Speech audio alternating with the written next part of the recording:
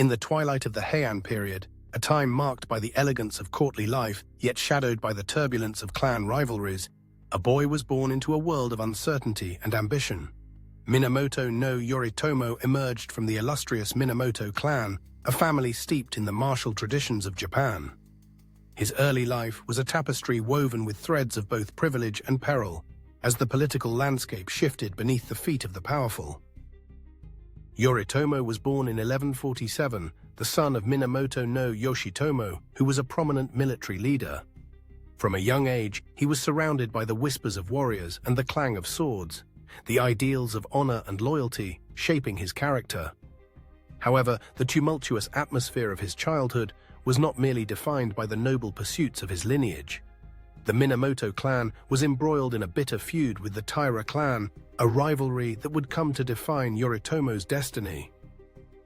As a child, Yoritomo was thrust into the heart of this conflict when his father was betrayed and killed by the Taira. This loss marked a turning point in his life, igniting a fire within him that would fuel his ambitions for years to come. In the wake of his father's death, Yoritomo and his siblings were forced into exile. The young boy, now a fugitive, found himself navigating the treacherous waters of loyalty and survival. He was taken in by the Hojo clan, where he would remain in hiding, learning the ways of strategy and warfare, the lessons of his forefathers echoing in his mind. During these formative years, Yoritomo's character began to crystallize. He was not merely a boy seeking vengeance, he was a thinker, a planner, and a leader in the making. The years in exile were not wasted. They were a crucible that forged his resolve and honed his skills. He studied the art of war, learned the intricacies of leadership, and understood the delicate balance of power. The shadows of his past loomed large, but they also provided him with clarity. He was determined to reclaim his family's honor and restore the Minamoto name. As he matured, Yoritomo's ambitions began to take shape.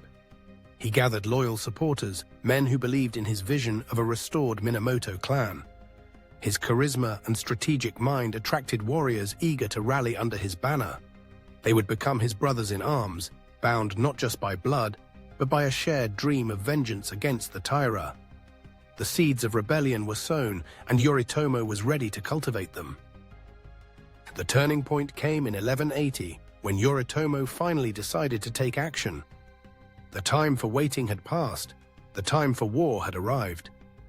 He called upon his followers and declared his intent to rise against the Taira. The Genpei War, a conflict that would engulf the nation, was about to begin. With each battle, Yoritomo's reputation grew, and so did his army. He was not just fighting for revenge, he was fighting for a vision of a new Japan, one where the power of the samurai class would be recognized and respected. The battles were fierce and bloody, yet Yoritomo proved to be a master strategist. He understood the terrain, the strengths and weaknesses of his enemies, and the importance of alliances. His most significant victory came at the Battle of Dan-no-Ura in 1185, a naval confrontation that would seal the fate of the Taira clan. Yoritomo's forces, bolstered by the support of the powerful Hojo clan, overwhelmed the Taira, leading to the demise of their leader, Taira no Kiyomori. The echoes of battle cries and the clash of swords reverberated through the air as Yoritomo stood victorious, the weight of his family's legacy finally lifted from his shoulders. With the Taira defeated, Yoritomo returned to Kamakura, a town that would become the epicenter of his new regime. He established the Kamakura shogunate, marking a significant shift in Japan's political landscape. No longer would the emperor hold absolute power. The samurai would rise to prominence, with Yoritomo at the helm. His transition from a fugitive to a shogun was nothing short of remarkable, a testament to his resilience and strategic acumen. As shogun, Yoritomo faced new challenges. The consolidation of power was fraught with difficulties, as rival clans sought to undermine his authority.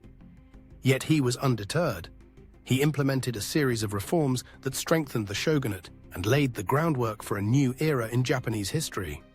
He established a system of governance that prioritized the needs of the samurai and sought to maintain peace in a land that had known too much bloodshed. Yoritomo's reign was not without its personal struggles. The weight of leadership bore heavily upon him, and the sacrifices he made for his ambition often came at a cost. His marriage to Hojo Masako, a union forged in political necessity, blossomed into a partnership that would shape the future of the shogunate. Masako proved to be not just a supportive wife, but a formidable ally, wielding her own influence in the political arena. Together, they navigated the complexities of governance, balancing their ambitions with the needs of their people. However, the specter of betrayal lurked in the shadows. Yoritomo's rise had bred resentment among some of his former allies, and the once loyal warriors who had fought alongside him now eyed him with suspicion. The very men who had once rallied to his cause began to question his authority, their loyalty wavering as they sought to carve out their own paths in the new order. The tension culminated in a series of conflicts that would test Yoritomo's resolve. He faced a rebellion led by his own half-brother, Minamoto no Yoshitsune, a brilliant warrior whose prowess in battle was matched only by his ambition. Yoshitsune's actions were a painful reminder of the fragility of loyalty, and Yoritomo found himself torn between familial bonds and the necessity of maintaining his power. Yoritomo's struggles with Yoshitsune were emblematic of the broader challenges he faced as a leader. The desire for unity clashed with the reality of ambition, and the very ideals that had once driven Yoritomo to rise against the Taira now threatened to unravel his legacy. The brotherly conflict escalated, leading to a tragic conclusion that would haunt Yoritomo for the rest of his life. Yoshitsune, cornered and betrayed, met his end in a dramatic confrontation that left Yoritomo grappling with the consequences of his ambition. As the years passed, Yoritomo's health began to decline. The weight of leadership, the burdens of war, and the scars of betrayal took their toll. Yet even in his waning days, he remained a figure of strength and resilience. He continued to govern with a steady hand, determined to secure the future of the shogunate he had built. His legacy was not merely one of conquest, it was the establishment of a new order that would shape Japan for centuries to come. In 1199, Minamoto no Yoritomo passed away, leaving behind a complex legacy. He had risen from the ashes of his family's downfall, transformed from a hunted boy into the first shogun of Japan. His life was a testament to the power of ambition, the complexities of loyalty, and the sacrifices demanded by leadership. The Kamakura shogunate endured long after his death, a reflection of the vision he had fought to create. Yoritomo's story is one of triumph and tragedy, a narrative woven into the fabric of Japanese history. He was a man who understood the intricacies of power, the weight of legacy, and the price of ambition. His life serves as a reminder that the path to greatness is often fraught with challenges, and that even the most formidable leaders must navigate the delicate balance of loyalty and ambition. In the annals of history, Minamoto no Yoritomo remains a symbol of resilience, a figure whose journey continues to inspire generations to come.